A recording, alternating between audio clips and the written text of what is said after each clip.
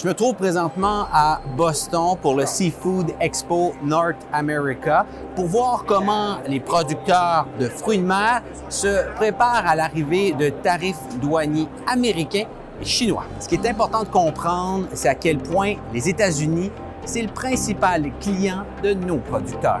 Pour vous donner un exemple, l'année dernière, les exportations canadiennes de homards ont atteint 2,9 milliards de dollars. Eh bien, là-dessus, il y a 1,9 milliard de dollars qui étaient destinés au marché américain, 500 millions pour le marché chinois.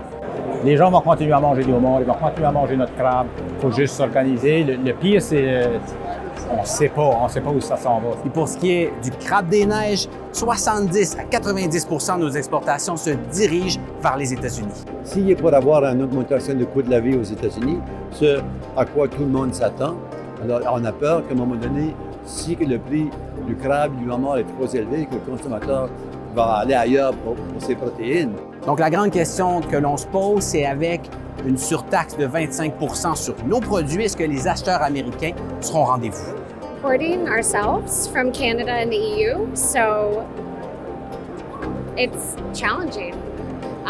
It's so erratic, there's no way to plan. Il y a par contre un consensus qui se dégage ici. Il y a plusieurs personnes qui pensent que des tarifs aux exportations américaines, bien, ça serait une très mauvaise nouvelle, et ça pour les deux côtés de la frontière. La production du Canada est à environ 60 à 75 de la production américaine. We don't think that there should be any tariffs on seafood overall. It just certainly, at the end of the day, ends up harming people buying their groceries in the grocery store. La solution pour l'industrie canadienne reste de diminuer sa dépendance envers ces deux gros marchés, américains et chinois, mais aussi de répéter souvent aux Américains à quel point l'imposition de ces tarifs serait injuste.